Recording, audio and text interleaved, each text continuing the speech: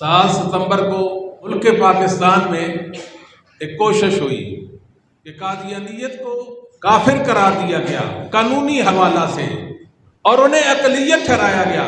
اچھی کوشش تھی، ٹھیک ہے، ہر مسلمان کو اس بات پر خوشی ہوئی اور ہونی بھی چاہیے۔ خوشی کی بات یہ ہونی چاہیے اہل حدیث ہو، وہ دن یاد کرو جس دن مولانا محمد حسین بٹالوی رحمہ اللہ تعالی نے مرزا کو کافر قرار دیا تھا۔ وہ دن کون سا ہے؟ اس دن بھی عید مناؤ، اس دن کو خوشی مناؤ، اس دن کو پروگرام کرو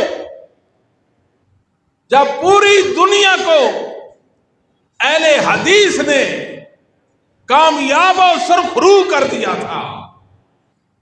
ایک ڈاکو، ایک افاق، ایک کذاب اور دجال، ایک خبیث، ایک مسلمہ کذاب کی روحانی اولاد محمد کریم صلی اللہ علیہ وسلم کی عظمت پر وار کرتا ہے۔ اس زمین پر سب سے پہلے اس کو کافر اہل حدیث نے کہا تھا۔ شیخ الکل فی الکل سید نذیر حسین محدث دہلوی کے دستخط